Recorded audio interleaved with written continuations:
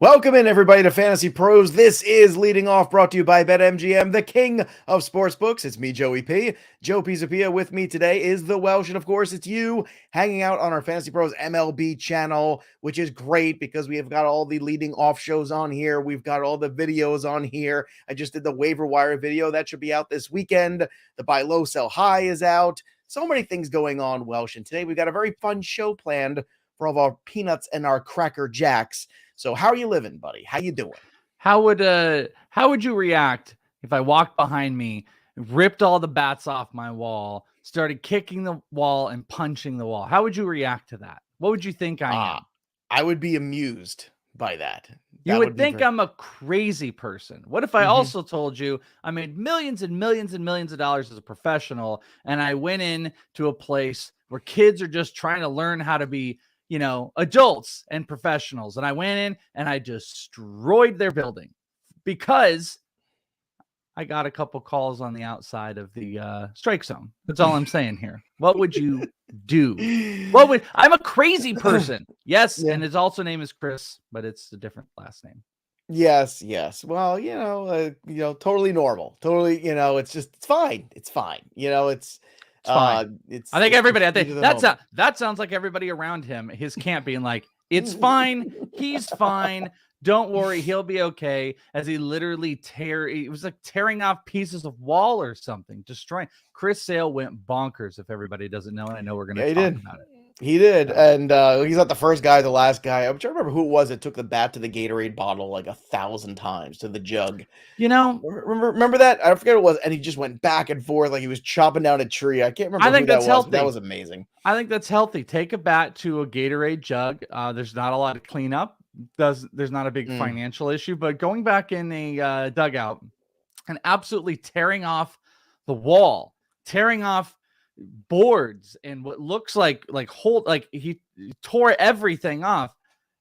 Chris Sale's got to take a chill pill. He's got to calm down just a tiny bit, like just the eensy beensy bit. But you know what I will say?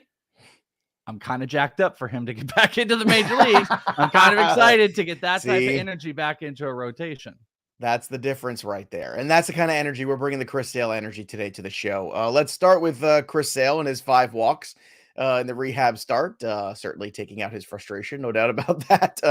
Darren Ruff at a pinch hit, game-tying homer. And then you had Josiah Gray twirling a gem of the Phillies. Kyle Schwarber going yard not once but twice. Man, Kyle Schwarber. Every day it feels like we're talking about Kyle Schwarber hitting bombs. Christian Javier was touched up for 5 runs, though, against KC. So another bad night at DFS. I'm just 2 nights in a row. I'm not very happy about this. Shohei Ohtani, though, happy about that. 10 strikeouts, another Shohei Ohtani gem, another Shohei Ohtani moment where he continues to show out. Your thoughts on Shohei Ohtani and the MVP race after yet another big outing? We can't do it every single freaking show, but I feel like I want to look. This is, I think, a 4 straight scoreless starts. He's had a streak he's got going on. 3 straight. He's got double digits on strikeouts. He has been a monster. And Ohtani's kind of in that, like, there's a couple guys we have to start clicking into, like who are your don't even need to do research type of guys at this point for betting. Shane McClanahan, strikeouts, you just go over. I think Jordan Alvarez is kind of almost dropped into that total base marker where you can just take his over. And Ohtani, he's always kind of lived in that, but there's that little streak. At this point, whatever number they throw at you today on the board, man, who is it? I'm drawing a blank who it is, but there's an 8.5 on the board. I think it's Dylan Cease. I think that's who it is. There's an 8.5 strikeout marker that's on the board to take today. That's a big number. But guys like McClanahan and Darvish are the ones you can take that with. Even Cease at this point, and you chalk it up to the game if you don't hit it, but they hit more often than not. Ohtani just on an absolute freaking roll. The Ohtani number, by the way, on Betting Pros is 2.5 in the consensus. Aaron Judge at -110. But on FanDuel, it's all the way Shohei Ohtani at 2. So that's MGM is 2.240 right now. What's the judge on FanDuel? The judge is even on so FanDuel, that's that on that MGM -110. That's a really interesting point. Is Ohtani hasn't really FanDuel he's moved. If he's to 2, he has moved. He hasn't really moved on DK, but Judge has. Even though Judge hit his 30th home run, he's moved to even like less or even money, less predominant on the minus. So he's the trajectory that's moving, not even Darvish, not even Ohtani at this point, which I think is pretty fascinating as we go. Well, and also Paul Goldschmidt's at even right now on the consensus Wow. line. So, and I remember, I think we were getting in on him, 12-1, 10-1. I think we tried to warn everybody at 9 that was probably going in that direction, but I mean, it's even money now. And Machado slipped all the way to 500, where Pete Alonso is a plus 550, and that's at bettingpros.com. If you want to check out all of those lines, obviously they are there for you. Other headlines from yesterday: Max Fried, 6 shutout frames against the Cards. Bo Bichette hitting a go-ahead homer. Having a lot of Bo Bichette headlines this year, I feel like, Wes. Not so much. Not so much the Bo Bichette headlines this year.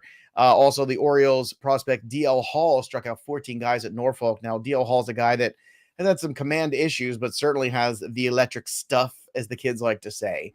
Any profile stuff you want to share with him? Is this somebody that people should be adding maybe for August and September, perhaps? Do you think DL Hall gets a shot at some big league starts? Yeah, I definitely think on the back half of the year, he's one of those guys. He's just missed a ton of time over the last couple of years. And I think that's something that holds back a little bit. But when you've got, their main catcher, when you've got Adley Rutschman up in the majors, I think it allows them and maybe makes them feel more comfortable bringing up some of these younger guys on shorter stints. They just need consistency out of DL Hall. Actually, I did a draft with Eric Cross, who writes over here at Fantasy Pros, and James Anderson. This was on one of Eric's podcasts, and we were drafting prospect starting pitchers, and I took DL Hall in that. I think it was like my 5th or 6th starting pitcher in this pitcher draft we did for prospects, because I think he's a big strikeout guy. I think there's more relief risk in him than there is with Grayson, but Grayson's not an option here, and DL Hall totally is. So I think probably like a mid-August, I could see them, little cup of coffee, preparing for next year. That is a definite possibility for people want to look out. And, the only thing I wanted to bring up, I've been talking a lot. We did this over in this league. You and I've kind of done it about these differing values of player versus player and stuff like that. And we did one yesterday where we were talking redraft of Julio Rodriguez versus Juan Soto, which had fascinating results, Joe. But it got me thinking about the Bo Bichette thing. Where would you go, Bo Bichette versus Julio Rodriguez right now? 24-year-old Bo Bichette, who's done it big time in Dynasty. When you go Julio, I have no hesitation with Julio. I just think Julio is that complete package player. And it's not that Bo Bichette's not an all-star caliber player, but I think I look at Julio as top 5 major league talent kind of stuff. Like, that's how I view Julio, what I've seen of him this year. Whereas Bo Bichette, I think, is a arguable first, second round talent, depending on how you value him in the depth of your leagues and all that stuff. Depending on what he does in the next 81 games, that would certainly go a long way to making me feel better. But I put Julio in a higher tier personally. Do you disagree? And it's not that I disagree. I mean, what Julio is doing is incredible. But let me give you a line: 29 homers, 25 stolen bases, 121 runs, 102 RBI with a 298 batting average. That you would kill to have as a Julio Rodriguez line, and seems very obtainable. That was Bo Bichette last year. That was Bo Bichette's 2021 line last year. So my only point to it is some of that came in those, rinky-dink ballparks too, that they ain't playing 100%. And I'm not advocating for it, because I have Julio Rodriguez over him, but I think it's really interesting where we are. And I feel like Bo Bichette, like you said, like we haven't been talking about him right now. And, he's really played at such a lower perform level that I think his dynasty value is maybe at an all-time low, 250, 13 homers, 5 stolen bases, but he's still projecting out to be, maybe a 2015 guy with 270 batting average if he doesn't really pick it up. So the Bo Bichette stuff I find really interesting, and, maybe even in the buy territory. Like, is he a buy on the back half? Oh, he's definitely a buy. He's played so bad. Somebody just showed me a deal. I know it was Teoscar Hernandez and somebody else for Bo Bichette. I was like, no, you can't do that. You gotta keep, you gotta stick with Bo Bichette here. And sometimes players do this, where they have massive seasons very young, and then they're always kind of chasing that 1 year. I think Bichette's better than what he's played in the first 81 games, but the second 81, let's see what he does. But Julio, to me, has this different feel about him. It's the same way I felt about Juan Soto, where I just want all the shares. I just want to be in on that, especially, because what he's doing on the stolen base side is something, this guy looks like a prototypical 30-30 guy that we haven't seen in baseball in a while, that can be that kind of dude for a long time. And most people still play roto leagues. The interesting thing too, that I really give credit to Julio with, is that he overcame the adversity early on. Like the league Yes, he really did got very at quickly. him. He got really bad strike calls. He was just being attacked in different ways as, a young guy would be professionally in the majors.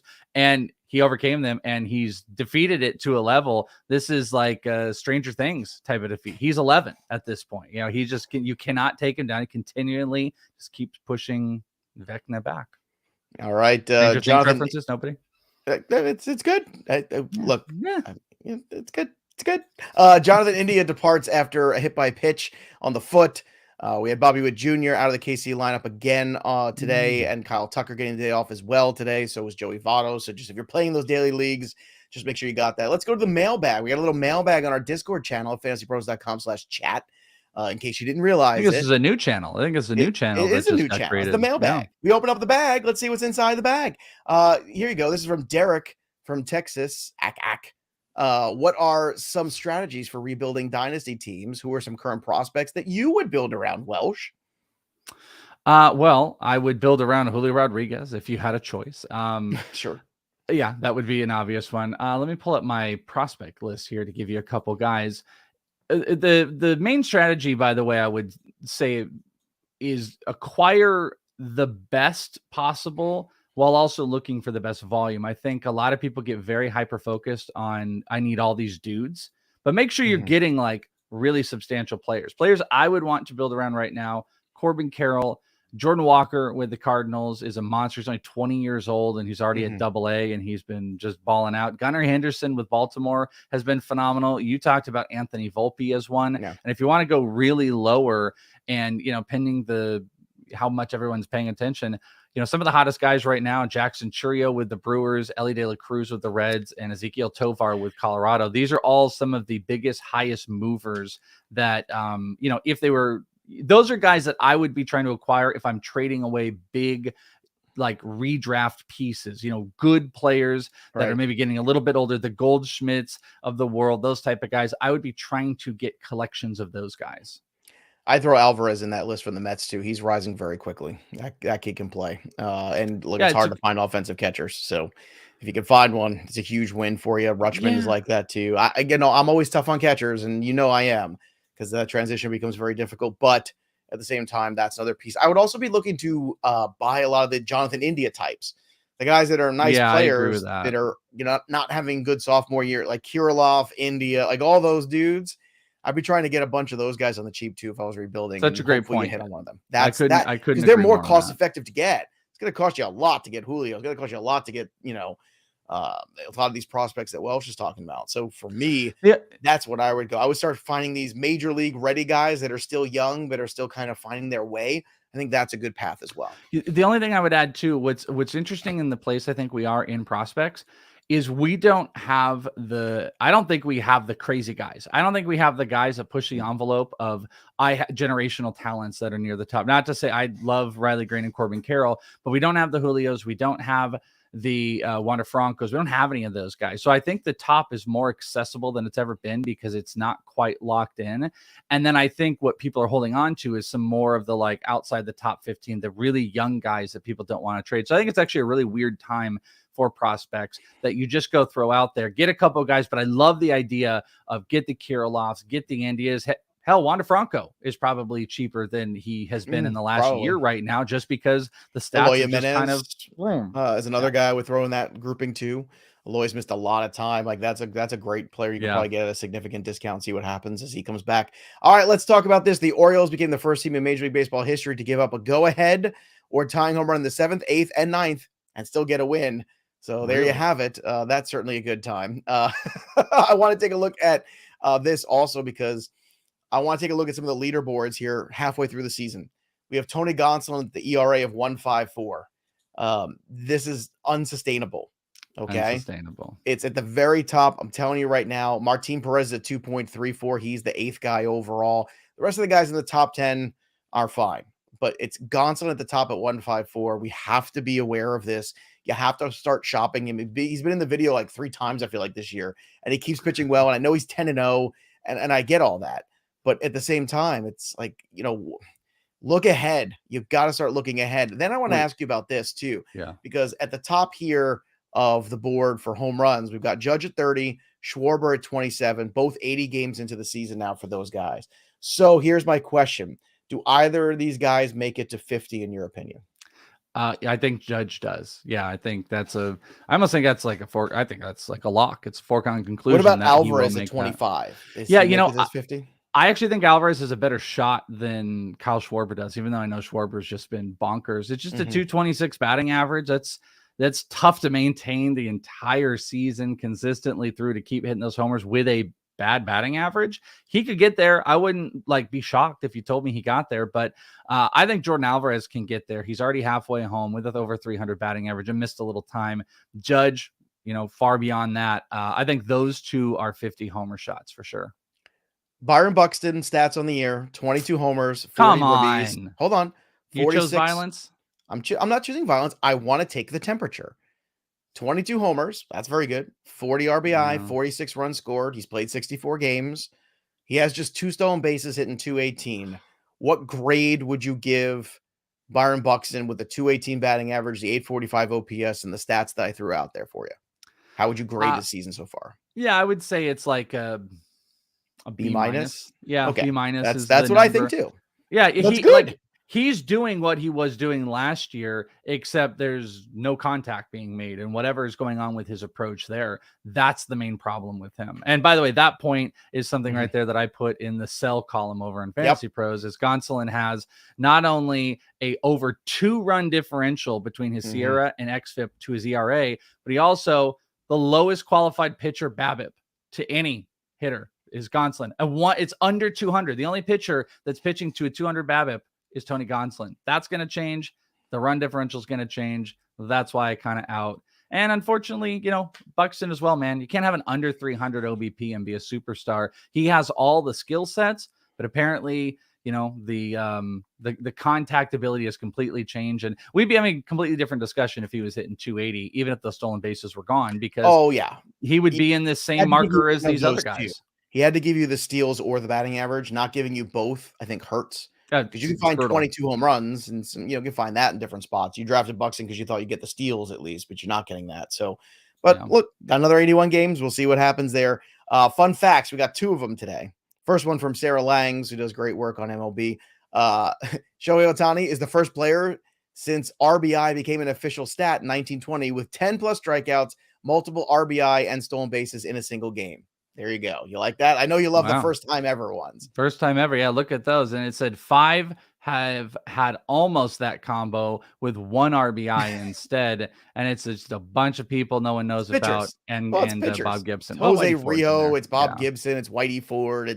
It's pitchers. Also, fun fact, speaking of the Angels, I don't know how fun this is. The Baltimore Orioles have more wins than the Angels have this year. Just want everyone to marinate on that for a moment. That is a huge disappointment. You have the reigning MVP who also pitches. You have Mike Trout and you have 38 wins on the year. Welsh. That is depressing. Well, and you've also got the reigning MVP potential free agent after next season, and guy could walk. At some point, they got to put up or shut up with this team. I mean, this is a collection of wildly bad choices from Noah Syndergaard to Anthony Rendon and the money that they're putting in, that there's gonna be a point where this team is gonna make a decision on who are we and what are we. Not that I'm not doing the whole do you trade Trout type of stuff, but it's like, what are you doing with this team? You're just gonna sit in this space for the next 8 years with Mike Trout and a bunch of other people. Ohtani could be gone. You've never retooled. Unfortunately, with how baseball is, you can spend money, but you have to retool. The Cubs are a prime example right now. Is they had to get some pieces that can get in. They have to see what they've got. They got to replenish their minor league system, and then they can go out and spend the money when the free agency is right. The Angels consistently do it wrong. Well, they also, I don't know what you do. The farm system has been the biggest letdown too, because that's the thing you keep looking for, is where are the pitchers coming through the system? Yeah. When's the last pitcher that's come through that system that we've been really excited about that's delivered? I mean, Reed Detmers. I mean, Reed Detmers had a no hitter, but then he got sent back down. No, I'm just saying, pitcher. Well, no, he was a pretty shining moment does not make a good pitcher. But he was a predominant college pitcher. He was a very big name. He was the best pitcher in their system, came up, had a no-hitter, but then completely fell apart because he doesn't strike out anybody. Right. You can't just, and also it's a guy that needs to pitch to contact and it ain't working because it's getting hit really hard. It takes time to adjust. Here's the other problem. They just don't have a bunch of them. Sometimes you have to have a whole cavalcade of them. You've got to be like the Tigers where you got, unfortunately, all of them aren't working for the Tigers, but you've got to have Manning and Mize and Scooble. You've got to have 3, 4, 5, 6 of these guys. So if 2 or 3 work out, you've really built into your rotation. The problem is they never work out. Their player development sucks. It sucks out here in Arizona. It's been known the way they've just poorly developed players. They had every single minor leaguer doing the same batting stance where you come in and then you turn your body over. They changed every single minor leaguer's batting stance in 2019. It was at the rookie ball level. And it's just like a laughable thing that they continue to do. They can't develop pitching. They don't develop hitters very well. Nope. Look at Joe Adell. And they can't sign anybody well. So what would you say, Angels, you do here? What would you say you do here? I mean, the Angels need a complete overhaul of the organization. I mean, from president all the way down. I mean, to me, it's just, they fired the manager, and the manager ain't the problem. The problem is the front office, and the problem is the scouting department. The problem is all that other stuff. You got Mike Trout, you got Shohei Ohtani, and you got nothing else to show for it, really. And it's miserable. What's not miserable, fastest players to reach 15 home runs and 20 steals in their career, Julio Rodriguez, number 1. 81 games. There you have it. Number 2, by the way, for fun was Ellis Burks, 82 games and 87. Then you had Barry Bonds do it in 86 and 90 games. Eric Davis do it in 91 games in 1984. So that's a little fun company there. Ellis Burks was a guy who was a very exciting player when he came up, and then he kind of struggled for a while and then found some second life in Colorado. And that was a fun team. I like that version. That was a fun group of guys. This day in baseball, 1993. Talk about guys in their own planet. Imagine if this happened today, the social media bonanza that would happen. In 1983, Reds pitcher Tom Browning decided that he had seen the view from the dugout for enough, and he left Wrigley Field and decided to watch the Reds beat the Cubs from a rooftop of a 3-story building across on Sheffield Avenue. He was fined $500 for leaving the dugout and the ballpark during a game, but I mean, that to me is hilarious. Like I love that. It's not something you'd see happen nowadays. It's very 1980s baseball, but imagine like just Twitter and social media going nuts with a player who just decided to go watch a game up on Wrigley Field. I could see like buildings. I could see like I could see Chris Sale, actually, if I'm thinking about it. Like, you got to have a real player that just doesn't care anymore. Like, I'm envisioning like a closer, an older closer who's just kind of like, whatever, they control their destiny completely. Like Craig Kimbrell just going out into the stands. Like, I'm going to just watch. What are you going to do about it? Like that type of guy. But Sale's personality would be the player that would do that. Yeah. All right, let's move on here to the stat heroes and zeros. But before we do, let's do a little trivia. Who was the last player with multiple stolen bases in an all-star game? There you go. My hint is he played or he began his career with the Chicago Cubs. That's the hint I'm giving everybody. The last player with multiple stolen bases in an all-star game is who? If you think you know, drop the name in the chat. And that is over at FantasyPros MLB, of course. Go ahead and drop that name. You have to be a subscriber in order to guess the trivia question for the day. Got any guesses? Began with the Cubs, and then journeyed to a few other places.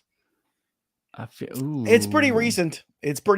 I will say that. So there you go. That's the hint. You think about it. Stat heroes: Corbin Burns, 10 Ks, no earned in 7 innings. Shohei Ohtani, same thing. Corey Kluber, the Klubes, 5 Ks, no earned, 6 innings. I wonder what the Yankees think about Corey Kluber games like this. Luis Severino, 6 innings, no earned, 3 strikeouts. So not the greatest strikeout night for him. Was good for Josiah Gray with 11. You got the good Jose Barrios this week. Hooray! 6 innings, 1 earned, 6 Ks. And Mitch White, 6 Ks in 5 2/3. The hitters last night: Aaron Judge, 3 for 4 with a bomb. Jorge Polanco, 2 dingers. Nice to see Polanco hitting 2. Kyle Schwarber hitting 2. Brandon Nimmo, who's been very solid this year, 3 for 5 with a homer. 3 RBI, 3 runs scored. Aaron Hicks, 2 for 2 with a homer. He was one of our lineup builders yesterday. Hunter Dozier, 2 for 3 with a homer. Gio Urshela, 3 for 5 with a homer. Luis Robert, who has not been on this list enough this year. He was my early MVP long shot. Boy, oh boy, was that terrible. 1 home run. Thank goodness I made other pivots and movements. Andrew Benintendi 2 for 3 as well with a stolen base. So you got any answers there, Peanuts and Cracker Jacks? Let's see. Juan Pierre is incorrect. That is not right.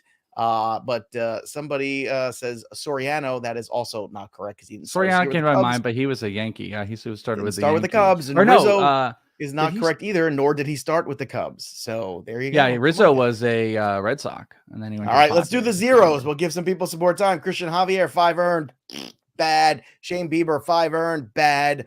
Lance Lynn, 5 earned, bad. All 5 innings for all 3 of those. Derek Hall, 0 for 4 with 4 Ks. Jock Peterson, 0 for 4 with 3. Same for Dylan Carlson, JT Realmuto, Jeremy Pena, and Byron Buxton with 2 Ks of his own. Batting average down to 218, and the OBP, a sterling 293.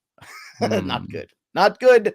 Not good. The answer to the trivia question, by the way, if y'all want it or you want to keep guessing, it's ruining everything for the show for me, so I need to know who it is now. Starlin Castro. Starlin. He wasn't. Didn't you say outfielder? No, I said who started. Nope, didn't say outfielder. Yeah, you didn't. I think I didn't. I'm just saying I injected it into my brain. I'm not saying you did. Okay. For some reason, outfielder was in my head, and I let that stick.